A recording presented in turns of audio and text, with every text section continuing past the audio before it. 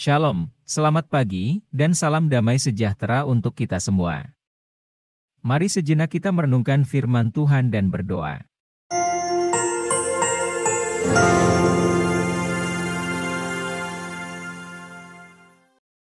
Keselamatan ajaib. Efesus pasal 1 ayat 1-6.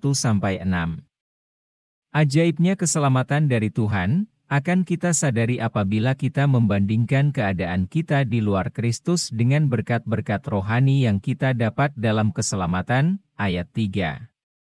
Juga apabila kita merenungkan bahwa untuk mewujudkan keselamatan itu, Allah Bapa, ayat 3-6, Putra, ayat 7-12, Roh Kudus, ayat 13-14, mengerjakan karya-karya yang indah, serasi dalam kerjasama demi kita ciptaannya yang telah berontak berdosa terhadapnya.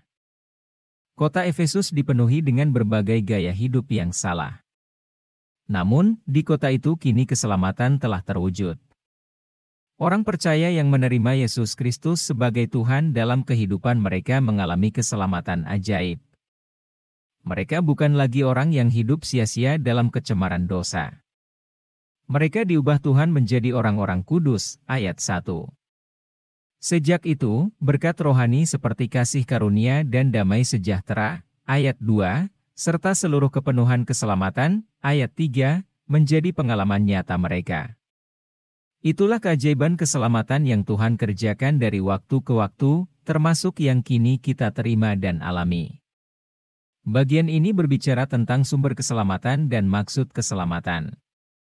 Bapa telah memilih kita, ayat 4, menetapkan kita menjadi anak-anak-Nya, ayat 5.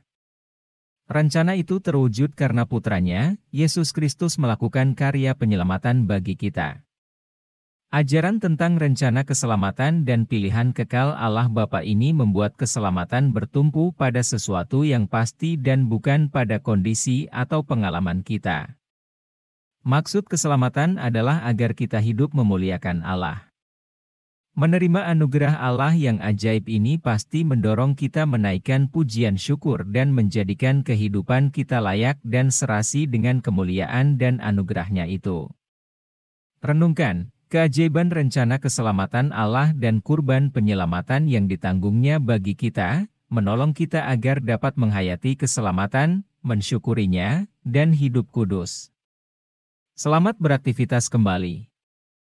Tuhan Yesus menyertai dan memberkati kita semua.